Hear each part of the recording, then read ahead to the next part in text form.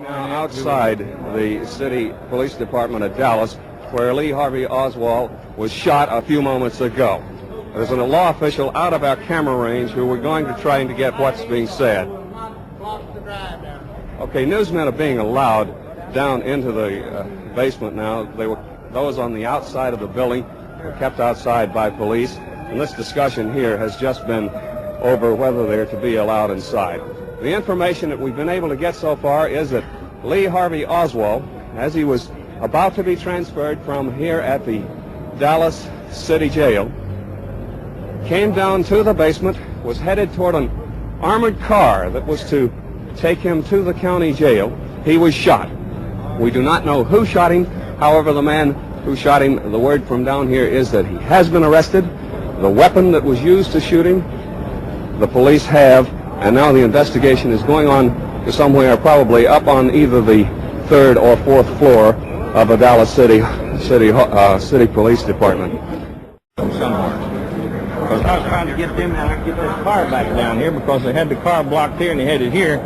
And as I tried to get them back while he broke through from behind me somewhere. What so far has been done with the man that you took into custody? I couldn't tell you. I've been trying to keep the mob out of the way. You're a man in custody, sir? No, you do have a man in custody who fired the shot? Oh, yes, sir. Did you see him fire the shot? No. And how many people thus far have said that they did see the actual I couldn't tell you a thing about it shot because fired? I didn't see it. I was trying to get the press out of the way so we could get to the car. Do you have the name of the suspect? Yeah. There's the deputy chief right over there. Okay. Could you please tell me again, sir, what happened? I'm sorry, I just arrived. Well, I can't tell you. Pat, did you see that man fire the shot? I didn't see him smoke from the gun. As far as identifying him at that time, at that distance, I couldn't. Right, I know you were. We happened to be to Oswald. He was taken back into the jail office. An ambulance was called, and he is at the hospital now. Where was he? He had a wound in his lower left abdomen.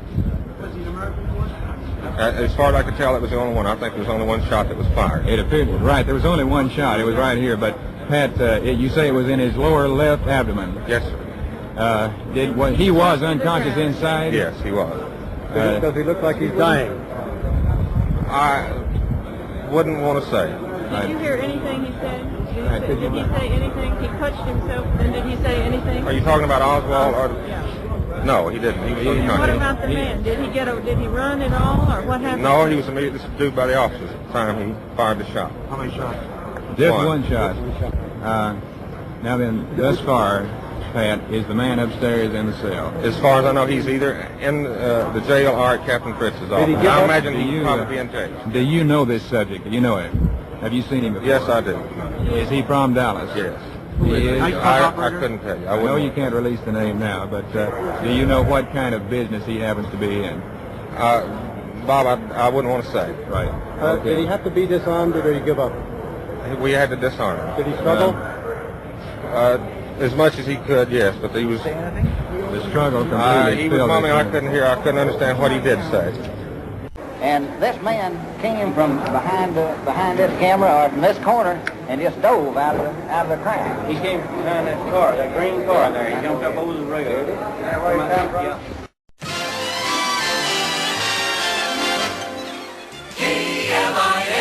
KMIF 1190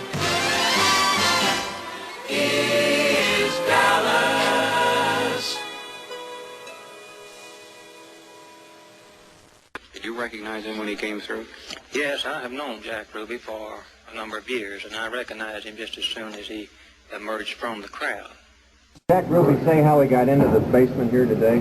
He didn't tell me that. Did he say he had planned it for a while, Captain? Some of those things I can't answer for you, and he, of course, has talked to an attorney, and there's certain things that he don't want to tell me. What happened here today was absolutely impossible, according to police and according to newsmen. The area was very secure. There were police in every possible corner. Yet this ring of security was broken by a man who lunged out between photographers and shot the man who was accused of killing the president. He's going to be taken upstairs to the jail. They've opened the door and he's going to the jail elevator. This is the first interrogation down here on the third floor. by members of the homicide squad. Again, this scene very similar to scenes we've seen before, repeated yesterday. Mr. Howard, that there was some connection between Oswald and Ruby, that they had met or knew each other? There is that wild rumor going around. So far as I know and so far as I am concerned, I don't think there's a bit of truth in that. A performer at Mr. Ruby's club said that he thought he saw Oswald there some days ago. I think he was mistaken. This is a memory expert. A person who does that kind of a performance. In what cases have you represented Mr. Ruby in the... Is it true? Have you seen the map the Dallas Morning News says it's gone by the police? No, I haven't. One more question, Mr. Howard. Is it true that Mr. Ruby may have left certain personal effects like identification and money in his car? Yesterday, the car was found in a parking lot adjacent to police headquarters. He could have.